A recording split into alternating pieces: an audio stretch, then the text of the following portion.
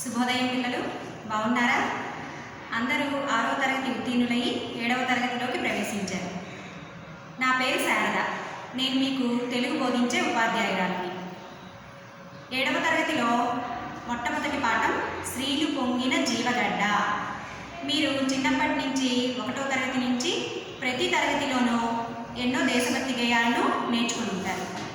ఇప్పుడు ఈ పాఠంలో ఆలోచించండి, మాట్లాడండి అనే అంశంలో ఒక చిన్న గేయాన్ని నేను మీకు పాడి వినిపిస్తాను. ఆ గేయం శ్రద్ధగా విని నేను కొన్ని ప్రశ్నలు అడుగుతాను, దానికి మీరు సమాధానాలు చెప్పాలి. వినండి. ఏ దేశమేగినా ఎందుకాలిడినా, ఏ పీఠమెక్కినా ఎవ్వరెదురైనా, పొగడరా నీ తల్లి భూమి భారతిని, నిలుపరా నీ జాతి నిండు గౌరవము. ఏ దేశమేగినా ఎందుకాలిడినా, ఏ పీఠమెక్కినా ఎవ్వరెదురైనా, పొగడరా నీ తల్లి భూమి భారతిని, నిలుపరా నీ జాతి నిండు గౌరవము. విన్నారు కదా పిల్లలు? ఇందులో నేను కొన్ని ప్రశ్నలు అడుగుతాను. పై మాటలు దేని గురించి చెప్తున్నాయి? పై గేయంలోని మాటలు దేని గురించి చెప్తున్నాయి? మీకు అందరికీ తెలుసు. ఈ మాటలన్నీ కూడా మన భారతదేశం యొక్క గొప్పదనాన్ని గురించి మనకి తెలియజేస్తున్నాయి. నీవు పెద్దయ్యాక ఉన్నత చదువుల కోసం కానీ, ఉన్నతోద్యోగాల కోసం కానీ, ప్రపంచ దేశాలలోని ఏ దేశానికి వెళ్ళినా, ఏ దేశంలో అడుగుపెట్టినా కానీ మన జాతి యొక్క, మన భారతదేశం యొక్క గొప్పతనాన్ని నీవు మరచిపోకూడదు. అలాగే ఏ పీఠం ఎక్కినా, ఎంతటి ఉన్నత స్థానంలో ఉన్నా కానీ మన జాతి గౌరవాన్ని మర్చిపోకూడదు. ఏ దేశస్థులైనా మన దేశాన్ని కించపరిచేలా మాట్లాడినా, అవమానించినా మనం చూస్తూ ఊరుకోకూడదు. అలా మౌనం వహిస్తే దాన్ని మనము సమర్థించినట్లే. అర్థమవుతుందా? తర్వాత, దేశం పట్ల ఎటువంటి భావనతో మెలగాలి? మనం మన దేశం పట్ల ఎటువంటి భావనతో మెలగాలి? మన దేశం పట్ల భక్తి భావనతోనూ గౌరవ భావనతోనూ మనము మెలగాలి. జాతి గౌరవం నిలబడాలంటే ఏం చేయాలి? మనం మన జాతి గౌరవాన్ని నిలబెట్టడానికి మనము ఎలా ప్రవర్తించాలి? మన జాతి గౌరవాన్ని నిలబెట్టడానికి మనం మన సంస్కృతి సంప్రదాయాలను అవలంబించాలి. మన దేశ సంస్కృతి సంప్రదాయాల పట్ల, మన వివాహ వ్యవస్థ పట్ల ప్రపంచ దేశాలన్నీ కూడా ఎంతో ఆకర్షితులవుతున్నాయి. అర్థమవుతుంది కదా? నెక్స్ట్, తర్వాత ప్రశ్న. ఈ గేయాన్ని ఎవరు రచించారు? ఈ గేయాన్ని మీకు చాలామందికి తెలుసు. ఈ గేయాన్ని రచించిన కవి ఎవరు? ఈ గేయ రచయిత రాయప్రోలు సుబ్బారావు గారు. అర్థమవుతుందా? కాబట్టి తర్వాత, ఈ స్త్రీలు పొంగిన జీవగడ్డ అనే పాఠాన్ని ఈ రచయిత మనకి ఎందుకు, ఈ గేయాన్ని ఎందుకు రచించారు అనేది, దాని నేపథ్యం, దాని యొక్క ఉద్దేశం ఏంటో ముందుగా మనము తెలుసుకుందాం. ప్రాచీన కాలం నుంచి భారతదేశం అనేక సంస్కృతి సంప్రదాయాలకు నిలయం, సిరి సంపదలకు, పాడి పంటలకు ప్రసిద్ధి పొందింది. ఎందరో మహనీయులకు ఇది పుట్టినిల్లు. భిన్నత్వంలో ఏకత్వాన్ని సాధించిన సమైక్య దేశం మన భారతదేశం. మన దేశ గౌరవాన్ని దశ దిశలా చాటడం మన కర్తవ్యం. మన దేశ పౌరుషాన్ని నిలబెట్టడం మన బాధ్యత. విన్నారు కదా? రచయిత ఈ గేయాన్ని ఏ ఉద్దేశంతో రచించాడంటే, మన పూర్వకాలం నుండి, ప్రాచీన కాలం నుండి మన దేశం అనేక సంస్కృతి సంప్రదాయాలకు నిలయం, పాడి పంటలకు, సిరి సంపదలకు ఎంతో అభివృద్ధి చెందింది. కాబట్టి మన దేశం యొక్క గొప్పదనాన్ని దశ దిశలా చాటి చెప్పడానికే రచయిత మనకి ఈ గేయాన్ని రచించారు. తరువాత రకరకాల మతాల వాళ్ళు, రకరకాల ఆచారాలు పాటించేవాళ్ళు మన దేశంలో ఉన్నప్పటికీ, ఎన్ని భిన్న మతాలు ఉన్నప్పటికీ ఆ భిన్నత్వంలో ఏకత్వాన్ని సాధించినటువంటి దేశము మన భారతదేశము. అందరూ కూడా భారతీయులమే. భారతదేశంలో నివసించే ప్రజలందరూ కూడా ఎన్ని మతాలు పాటించినా, వివిధ ఆచారాలు పాటించినప్పటికీ అందరూ కూడా భారతీయులమే అనే భావన మనలో రగిలించడానికి రాయప్రోలు సుబ్బారావు గారు ఈ గేయాన్ని మనకి రచించారు. ఇప్పుడు రాయప్రోలు సుబ్బారావు గారి గురించి మనము తెలుసుకుందాం. ఈయన ఈ గేయాన్ని రచించిన కవి రాయప్రోలు సుబ్బారావు గారు. కాలము మార్చి 13, 1892, జూన్ 30, 1984. అంటే మార్చి 13, 1892న జన్మించారు. జూన్ 30, 1984 సంవత్సరంలో మరణించారు. ఈయన జన్మస్థలము అంటే పుట్టిన ప్రదేశం గార్లపాడు, బాపట్ల తాలూకా, గుంటూరు జిల్లా. గార్లపాడు, బాపట్ల తాలూకా, గుంటూరు జిల్లాలోని బాపట్ల తాలూకాలో గల గార్లపాడు అనే గ్రామంలో ఈయన జన్మించారు. తర్వాత రచనలు తృణకంకణం, కష్టకమల, స్నేహలత, స్వప్నకుమార అనేటువంటివి భావకవిత్వంలో ప్రసిద్ధి పొందిన కావ్యాలు. వింటున్నారా?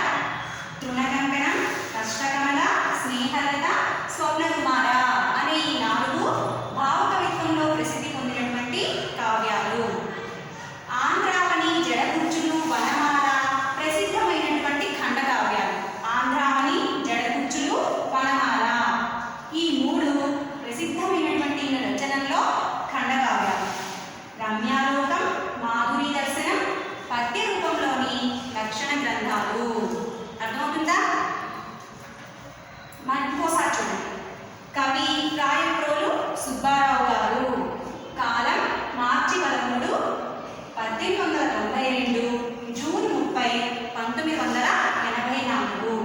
జన్మస్థలం గార్లపాడు, బాపట్ల తాలూకా, గుంటూరు జిల్లా. రచనలు తృణకంకణం, కష్టకమల, స్నేహలత, స్వప్నకుమార మొదలైనవి భావకవిత్వంలో ప్రసిద్ధి పొందినటువంటి కావ్యాలు.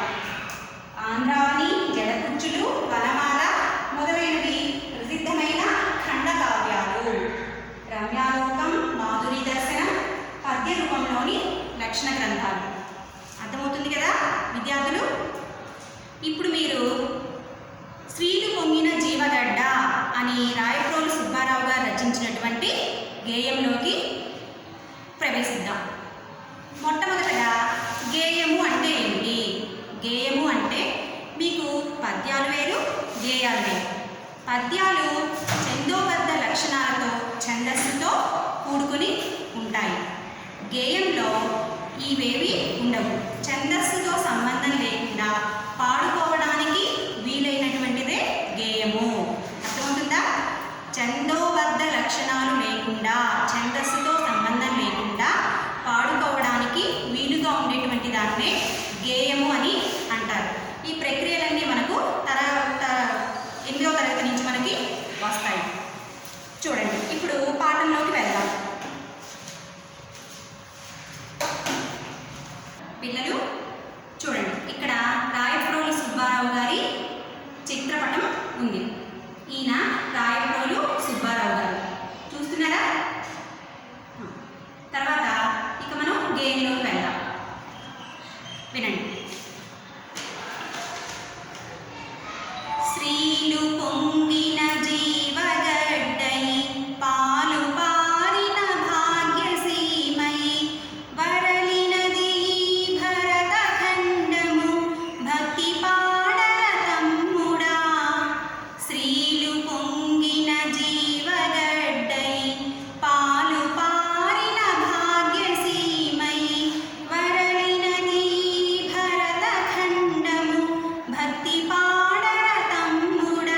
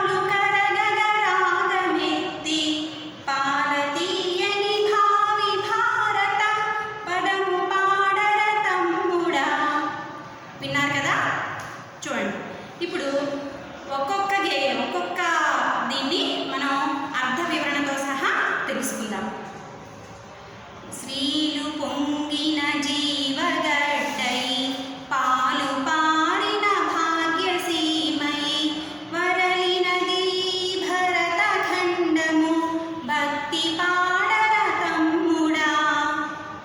స్త్రీలు అంటే ఏంటి? స్త్రీలు అంటే మీకు అందరికీ తెలిసే ఉంటుంది. స్త్రీలు అంటే సంపదలు.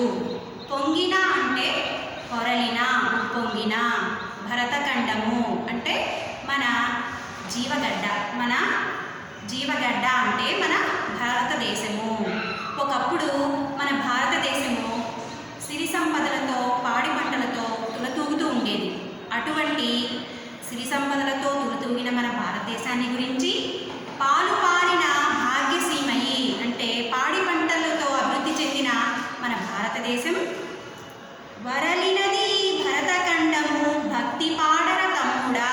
అటువంటి సిరి సంపదలతో, పాడి పంటలతో వర్ధిల్లినటువంటి మన భారతదేశాన్ని గురించి భక్తి పాడర తమ్ముడా. ఓ తమ్ముడా, ఓ సోదరా, భక్తితో మనము మన భారతదేశాన్ని గురించి పాడుకోవాలి. వేద శాఖలు వెలసనిచ్చట ఆది కావ్యం బలరనిచ్చట బాదరాయణ పరమ ఋషులకు పాదు సుమ్మిది చెల్లెలా. వేద శాఖలు మన భారతదేశంలో వేదాలు, వేదాంగములు. వేదాలు ఎన్నో మీకు తెలుసు. ఇప్పటికి ముందు క్లాసులో, ముందు తరగతుల్లో మీరు వేదాలు ఎన్ని వేదాలు మీకు తెలుసు. వేదాలు 4 వేదాలు. ఆ వేదాలు, వేదాంగములు వెలసినటువంటి మన భారతదేశము ఆది కావ్యం వలరెనిచ్చట. ఆది కావ్యం అంటే కూడా ఏంటో మీకు తెలుసు. దేన్ని ఆది కావ్యం అని అంటారు? రామాయణాన్ని ఆది కావ్యమని అంటారు. వాల్మీకి రచించినటువంటి రామాయణాన్ని మొట్టమొదటి కావ్యము, ఆది కావ్యమని అంటాం.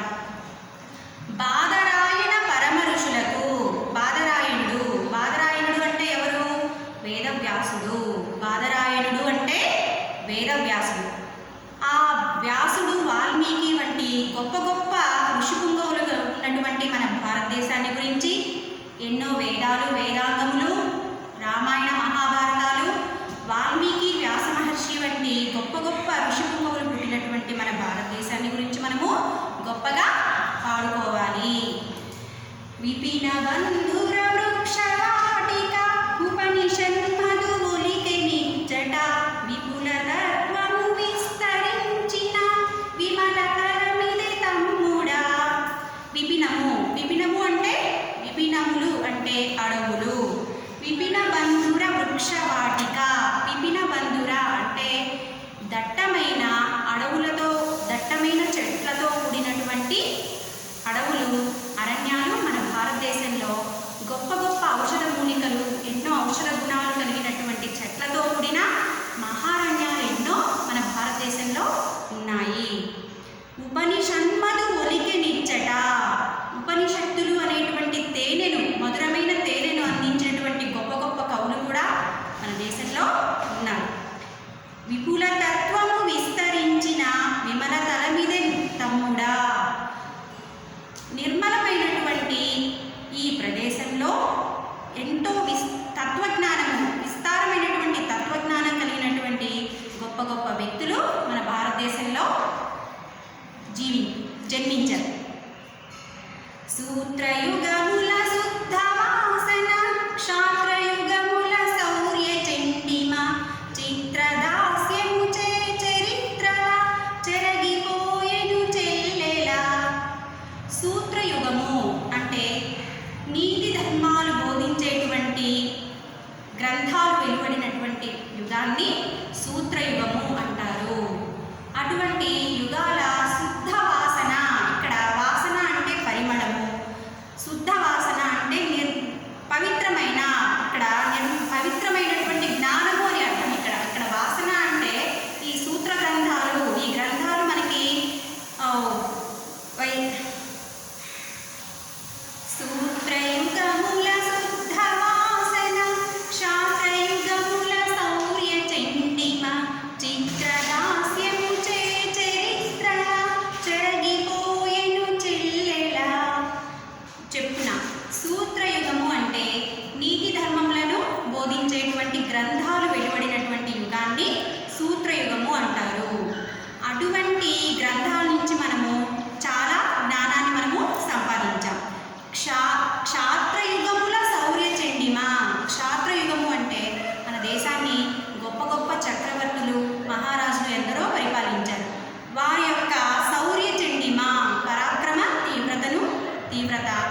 ఇవన్నీ కూడా చిత్రదాస్యము చరిత్రల చెరగిపోయేను చెల్లెడా. దాస్యము బ్రిటిష్ వారి బానిసతనంలో ఇవన్నీ కూడా చెరిగిపోయాయి. గొప్ప గొప్ప చక్రవర్తుల మహారాజుల యొక్క పరాక్రమ తీవ్రత, మన నీతి గ్రంథాల యొక్క తత్వజ్ఞానము ఇవన్నీ కూడా మనం పడినటువంటి బానిసతనంలో చెరిగిపోయాయి. మేలికిన్నెర మేళవించి రాలు కరగగరాగమెత్తి పాలతీయని భావి భారత పదము పాడర తమ్ముడా. మేలికిన్నెర మేళవించి రాలు కరగగరాగమెత్తి పాలతీయని భావి భారత పదము పాడర తమ్ముడా. కిన్నెర వాద్యాన్ని మీటుతూ రాళ్ళు కూడా కరిగిపోయేటువంటి గాన గంధర్వులు ఎంతోమంది మన భారతదేశంలో జీవించారు.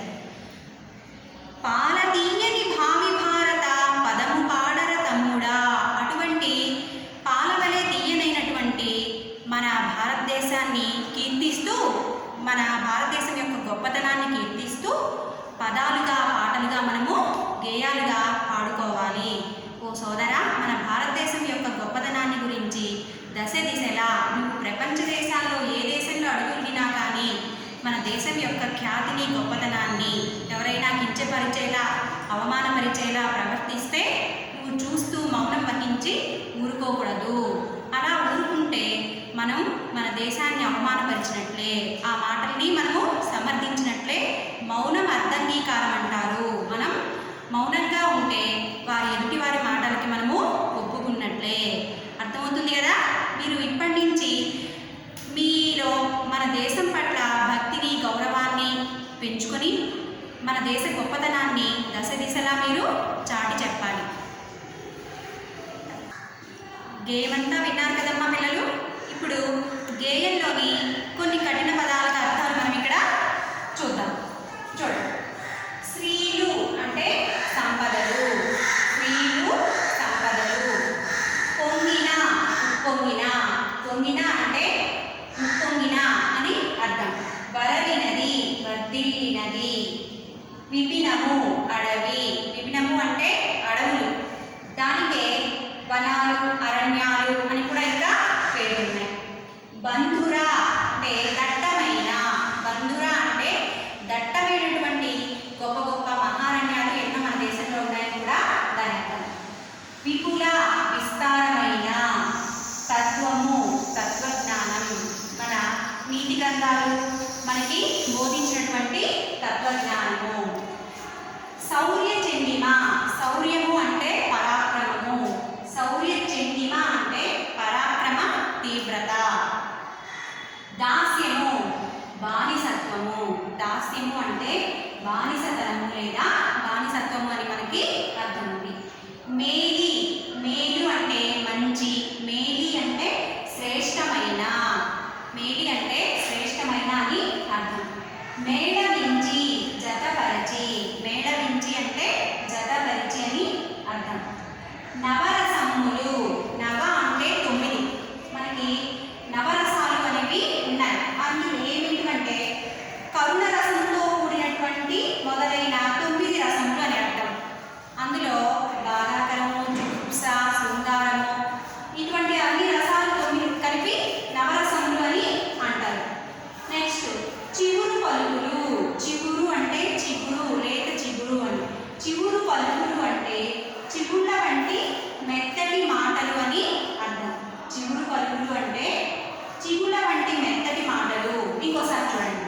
స్త్రీలు సంపదలు. పొంగిన ఉప్పొంగిన. వరవినది వర్ధిల్లినది.